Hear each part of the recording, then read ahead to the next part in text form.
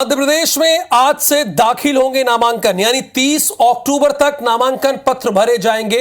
प्रत्याशी 2 नवंबर तक अपने नाम वापस ले सकते हैं। अगर मान लीजिए कोई दबाव पड़ गया, वैसे दबाव में तो आना नहीं चाहिए, या आपको लगा कि हमने चुनाव आवेदन तो कर दिया लेकिन चुनाव लड़ नहीं पाएंगे, अगर ये 2 स्थिति आपको लग रही है तो 2 नवंबर तक मौका है। अगर मान लीजिए आज नामांकन कर दिए जल्दबाजी में कि चलिए हम अपने विधानसभा में चुनाव लड़ेंगे, और आपको लगता है कि विधानसभा में चुनाव लड़ेंगे और वोट कम पाएंगे या उस तरह से प्रचार नहीं कर पाएंगे, तो आप 2 नवंबर तक जाके ये बता दीजिए कि हम अपना नामांकन वापस ले रहे हैं। बहरहाल खबर तो आज ये है कि नामांकन हो रहा है। पहली बात तो ये, तो टॉपिक से भटकना नहीं चाहिए। आज नामांकन हो रहा है, आज नामांकन कर सकते हैं। आज नामांकन आप कर सकते हैं अगर प्रत्याशी हैं या अगर मध्य प्रदेश से किसी विधानसभा सीट से आप चुनाव लड़ने के इच्छुक हैं, आप चाहते हैं कि तस्वीर बदली जाए, हम ही तस्वीर बदलें, तो आज जाके आप अपना नामांकन पत्र तो खरीद ही चुके होंगे, उसको बाकायदा दाखिल कीजिए,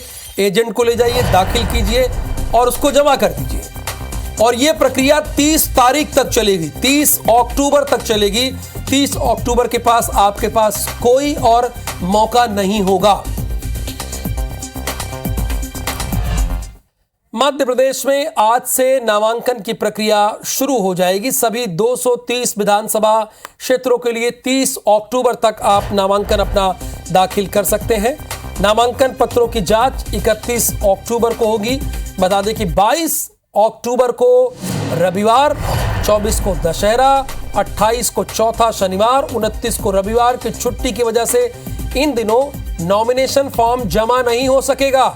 ध्यान दीजिएगा, ऐसे में प्रत्याशियों के पास सिर्फ 6 दिन का समय होगा। फॉर्म सिर्फ 30 अक्टूबर तक ही जमा किए जाएंगे। प्रत्याशी 2 नवंबर तक अपना नाम वापस ले सकेंगे।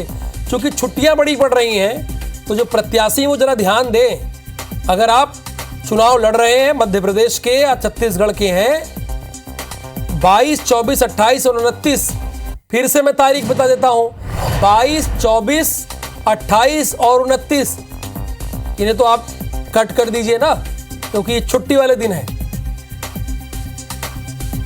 विवेक, चूंकि नामांकन की क्या प्रोसेस और क्या प्रक्रिया होती है वो भी बता दीजिए कि कलेक्ट्रेट के अंदर तक कितने लोग जा सकते हैं और प्रत्याशियों को किन किन बातों का ख्याल रखना चाहिए। क्योंकि जनता भी देख रही, तो जाहिर सी बात है प्रत्याशी भी IBC 24 देखते हैं। उनके बारे में जो एक गाइडलाइन, जैसे कि स्टार ने बताया कि अब आपके पास 6 दिन है, चूँकि 4 दिन छुट्टी के पड़ रहे हैं, तो आपको 6 दिन में ही नामांकन करना होगा। उन्होंने ये एक्सक्लूसिव जानकारी दी है।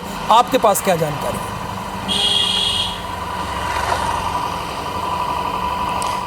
देखिए, निश्चित तौर पर ये जानकारी बेहद ज़रूरी है, क्योंकि नामांकन की जो प्रक्रिया है वो प्रशासन के नियमों के दायरे में, चुनाव आयोग के जो नियम है उनके दायरे में होती है। नामांकन दाखिला करते वक्त जो प्रत्याशी है वो और उसके साथ जो उसके 2 प्रस्तावक रहेंगे वो और उसका जो कानूनी सलाहकार है उसके साथ जो है कुछ लोग ही जा सकते हैं। बहुत ज़्यादा भीड़ उसमें नहीं जाएगी। और जो रैली जो होगी वो भी नामांकन के लिए जो रिटर्निंग ऑफिसर जो बैठेंगे, चाहे वो कलेक्टर हो या फिर ADM हो, SDM हो, उनके पास जब नामांकन दाखिल करने के लिए आप पहुंचेंगे तो वहां से 500 मीटर के बाहर ही आपको रैली जुलूस प्रतिबंधित कर दिया जाएगा। वहां आप किसी भी रैली जुलूस के शक्ल में वहां अंदर नहीं दाखिल हो सकते हैं।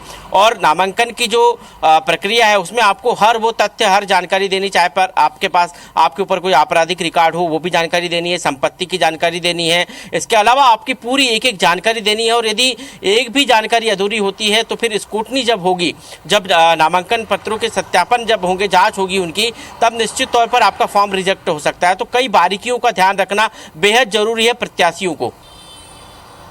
बहुत शुक्रिया इस जानकारी के लिए आपका। स्टार, आपका भी बहुत धन्यवाद। यानी आपके पास सिर्फ 6 दिन बचते हैं अगर आप प्रत्याशी हैं, चूंकि इसमें हॉलीडे है, 4 छुट्टी का दिन है, 10 दिन नामांकन में से, तो 6 दिन ही आपके पास वक्त है।